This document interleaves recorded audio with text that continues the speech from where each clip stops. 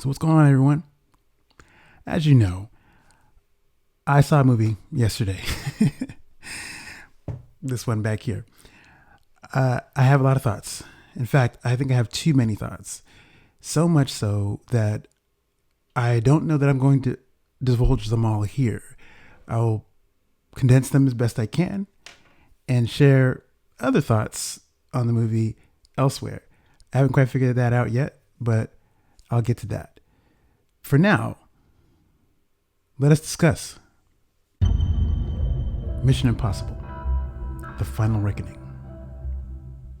Let's do it.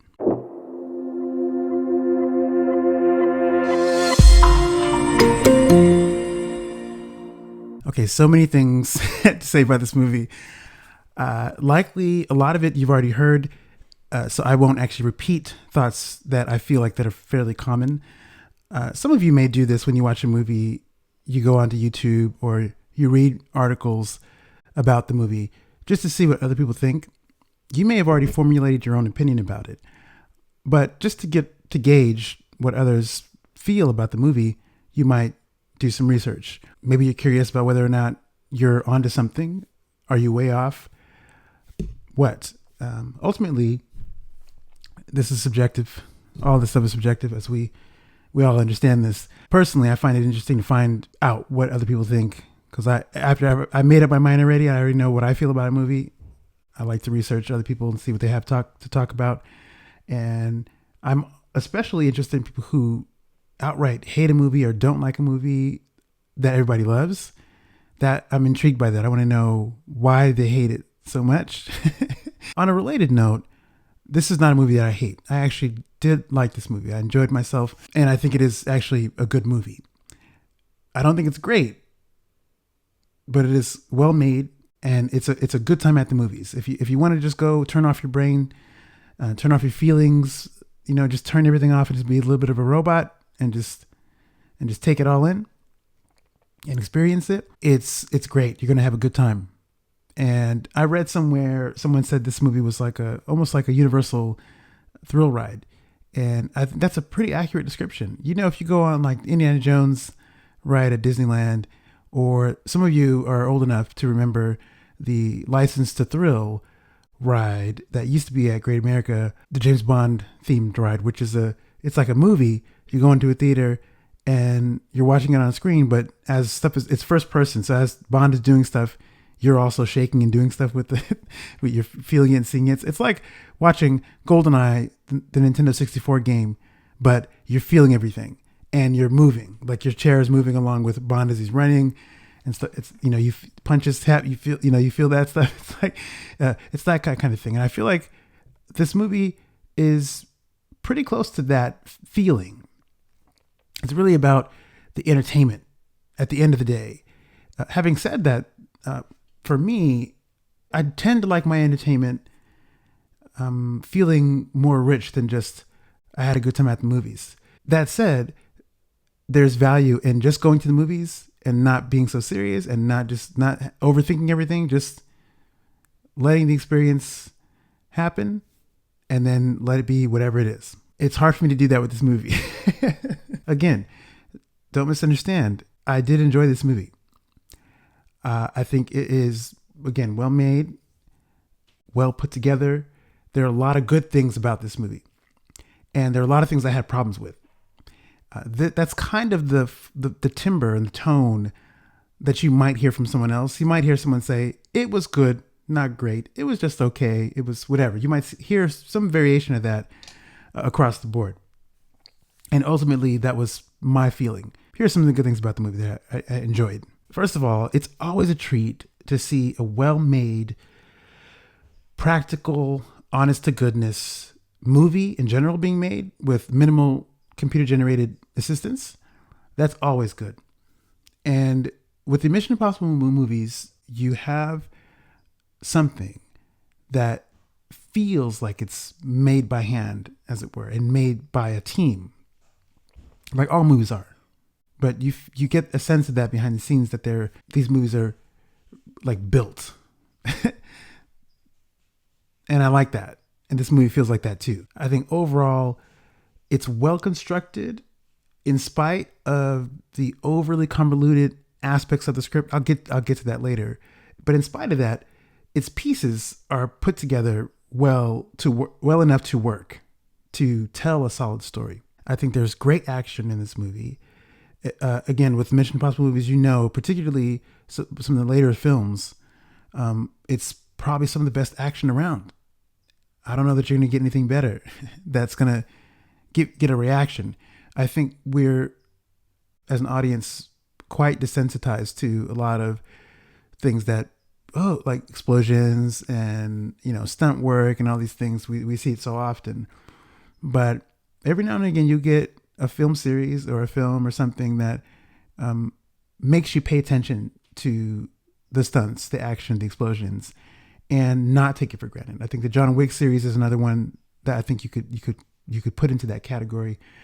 Mission Impossible is definitely in that group. And so, good or bad, love it or hate it, this movie has that, and that's always a joy. That's always something to respect. Obviously, the stunt work is fantastic. Tom Cruise is amazing on that front. We know this is not like, it's like he's doing this in his sleep at this point. We know obviously that's not true, but it's the selling point of these movies. Tom Cruise and what new stunt is going to happen, or a series of stunts is going to happen. And this movie doesn't disappoint on that front. They're thrilling as ever. They're as exhilarating as ever. And, they're going to be something that you're going to pay attention to. They're really excellent set pieces. Two in particular, really great ones, dealing with submarine stuff and plane stuff. Some of this stuff has been hinted at in some of the marketing that you've seen, but it's just well done. And it deserves to be seen on the biggest screen possible. This viewing, I saw, and this was a standard viewing, but I intend to go see the movie again in IMAX, just because I think it's some of those shots and the sequences are definitely worth taking a look at. Other things that are great about this movie is the support cast. Outside of the support team, like Ethan's support team, like Simon Pegg and Ving Rhames, outside of them, I'm talking about the other supporting people who are fairly major. I do feel like there's like one too many, maybe two too many characters, maybe three too many, too many side characters. That said, there's some really good ones and really good examples of really strong acting. Of course, Angela Bassett is like top of the list. She's great in everything. Again, it was fun. She's the president of the United States in this movie too. I feel like this is the third time I've mentioned that Angela Bassett's played a United States president. I just thought she was a president in the Netflix miniseries with Robert De Niro. She was the president in that 0 Hour. She's the president in this. She's not quite the president in Contact, which I reviewed recently, but she's close enough. She's in the White House. She's a White House official, like Angela Bassett, and she works. She's not like just, it works. Another good supporting actor in this movie is Tremel Tillman, who I know from Severance. If you've seen that show, it's an amazing show, and he's great in it, and he's great in this movie too. You see it, and it's apparent that I'm positive that Severance was the reason he got the gig for this movie. Of course, you have people like Shea Wiggum, who's always great. He's good here. He's not around a lot, unfortunately. Henry Czerny is back as Kittredge. He's great. You need him. But overall, I think a lot of the staff personnel in the movie, military people, government officials, there's probably a couple too many of them, I think, just for the ease of like the flow of the story, flow of the narrative.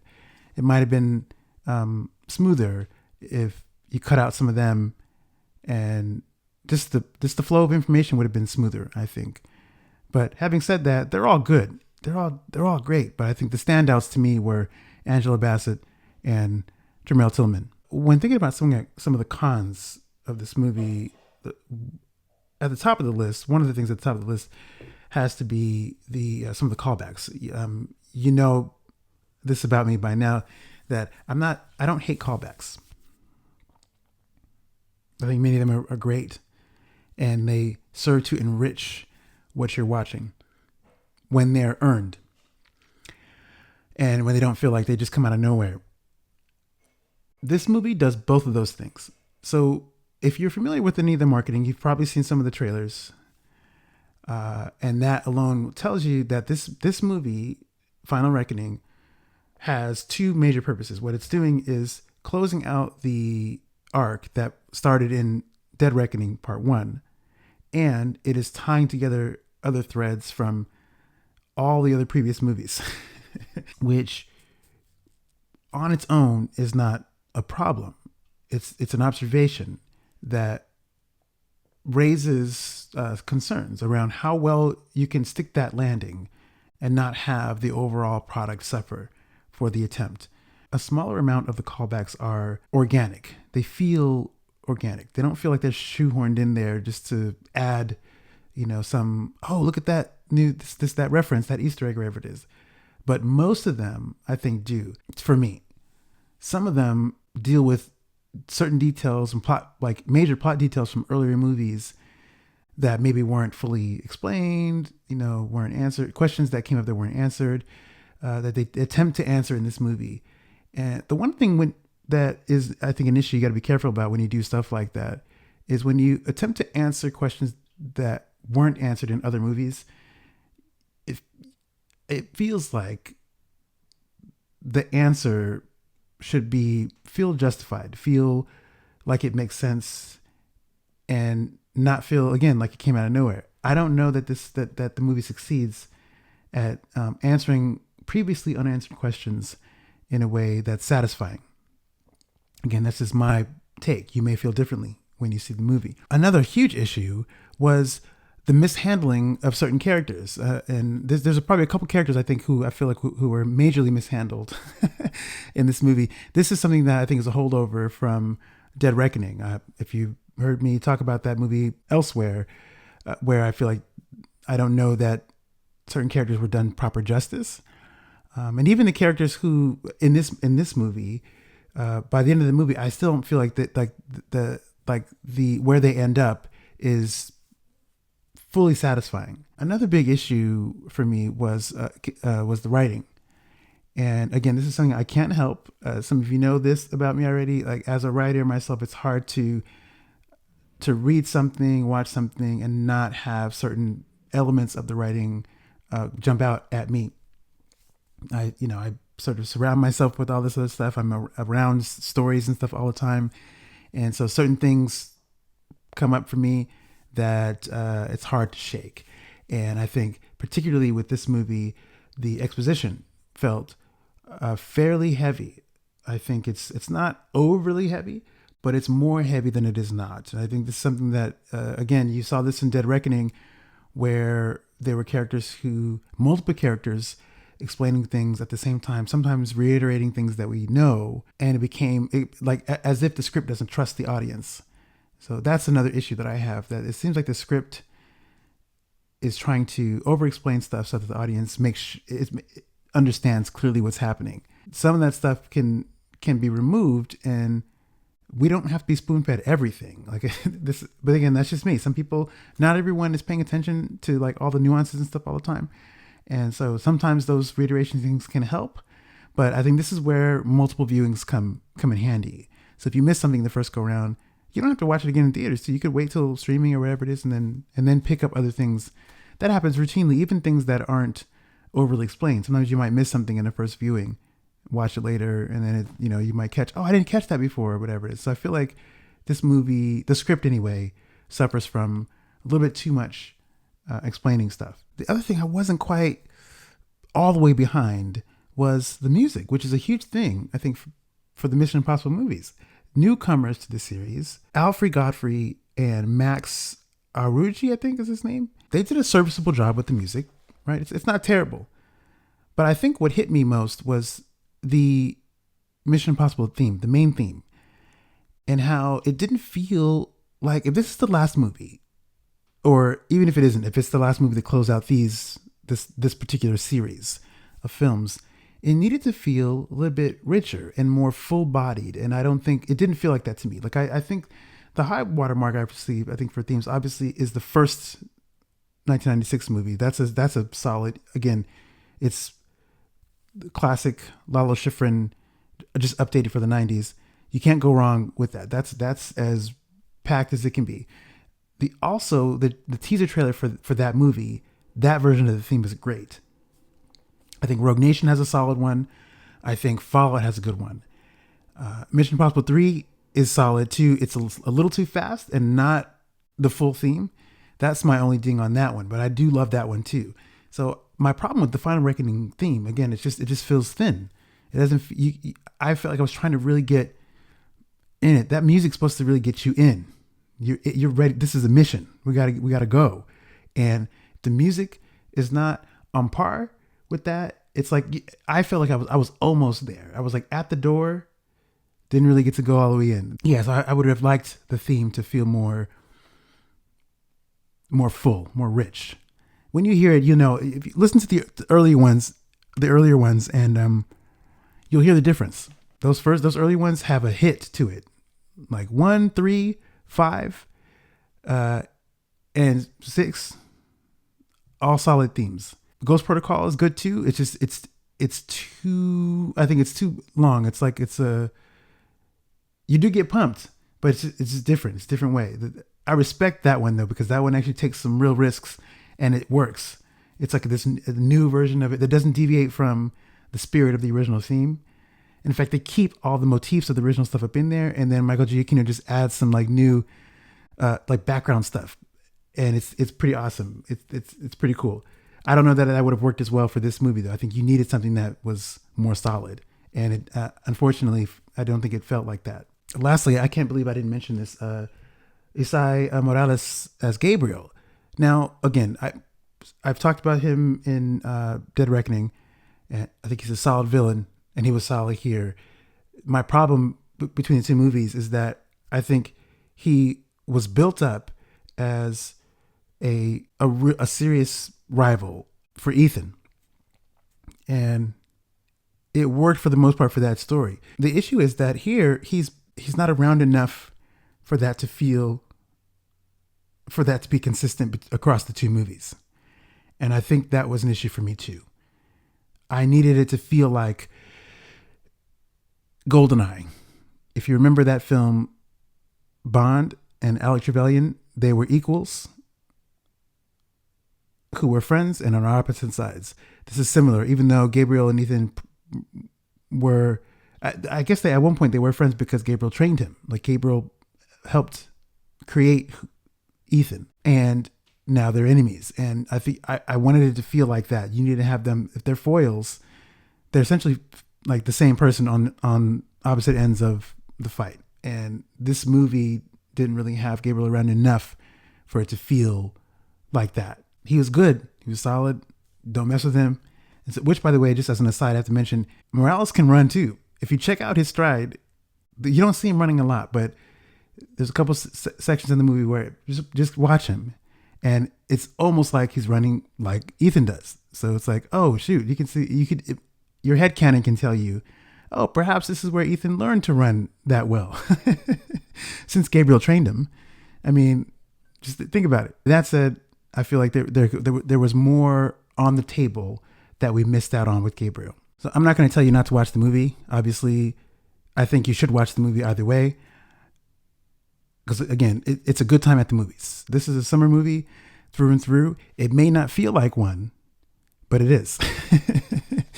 And what I mean by that is that it may be a little bit too weighty, for a summer blockbuster. Maybe it's not as fun, like tonally, but